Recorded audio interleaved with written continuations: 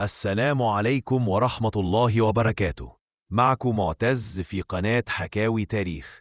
ادعوا لأبي برحمه والمغفرة وصلي على النبي.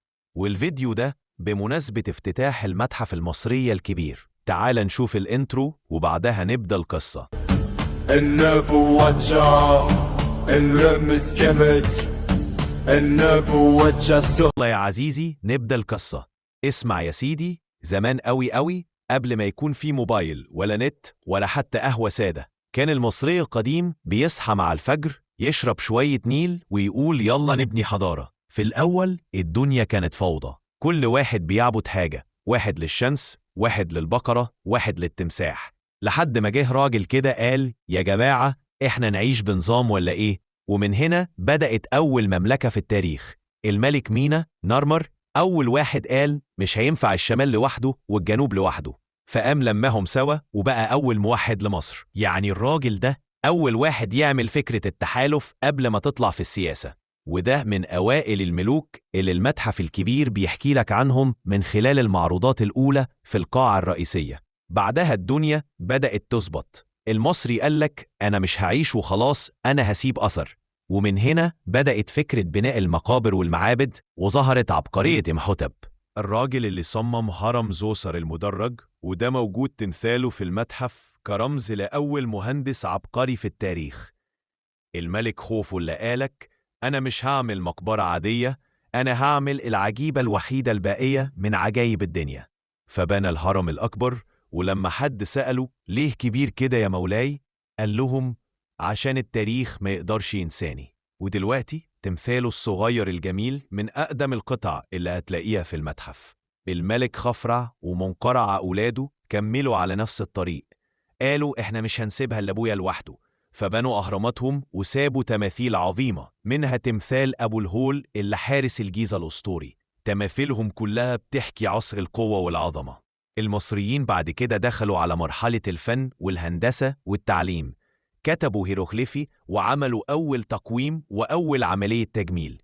بس طبعا الدنيا مش دايمة، حصل شوية فوضى، حد يقول أنا الملك وحد تاني يقول لأ أنا الإله. الملك منتحتب الثاني هو اللي رجع لمصر وحدتها تاني وقال البلد دي ما تقعش، دي مصر، وده يعتبر أول بطل وطني في التاريخ. تماثيله الجميلة النادرة موجودة في المتحف وبتوريك إن المصري عمره من الملك منتحتب الثاني هو اللي رجع لمصر وحدتها تاني وقال البلد دي ما تقعش، دي مصر، وده يعتبر أول بطل وطني في التاريخ. تماثيله الجميلة النادرة موجودة في المتحف وتوريك إن المصري عمره ما استسلم. المصريين بعدها دخلوا في عصر النهضة، العلم، الشعر، التجارة، لكن العصر الذهبي الحقيقي جه معاه. أنهى الملك تحتمس الثالث اللي يعتبر أول نابليون في التاريخ، دخل معارك وكسبها واحدة ورا التانية، وكان بيكتبها على المعابد عشان الدنيا تعرف إن مصر مش لعبة. في المتحف الكبير هتلاقي لوحات ونقوش بتحكي بطولاته. الملكة حتشبسوت أول ست تقول أنا مش أقل من أي راجل، مسكت الحكم وبنت معبدها العظيم في الدير البحري. في المتحف تماثيلها المعاد ترميمها بتخليك تحس بالفخر من قوتها وأناقتها. الملكية إخناتون قال كفاية نعبد آلهة كتير، نعبد إله واحد، غير الدين والفن وكل حاجة، بس الناس قالت عليه مجنون تل العمارنة. تماثيله هناك بتبين ملامحه الغريبة ونظرته العميقة. الملك توت عنخ آمون أشهر شاب في التاريخ، حكم وهو لسه مراهق، لكن الحكاية بدأت بعد ما مات. لما لقوا مقبرته مليانة ذهب وتحف، العالم كله اتقلب. وفي المتحف الكبير مجموعته الكاملة اللي فيها 5000 قطعة بتخليك تحس إنك دخلت فيلم فرعوني حقيقي. وكان الملك رمسيس الثاني بقى نجم الحضارة كلها، بنى معابد وتماثيل في كل حتة، واتجوز كتير، وكان بيحب الشهرة جدا. في المتحف تمثاله العملاقي في المدخل أول ما تدخل يرحب بيك وكأنه بيقول أهلا بيك في أعظم حضارة في الدنيا. لكن الملك مرنبتاح والملك سيتي الأول كملوا بعده المشوار وخدوا معارك وحافظوا على البلد. وفي المتحف هتشوف تابوتاتهم وتماثيلهم كأنهم لسه راجعين من الحرب. وفي النهاية لما الغزاة جم وسرقوا شوية حاجات، المصري قال لهم خدوا اللي عايزينه، بس التاريخ بتاعنا في الدم مش في الحيطان.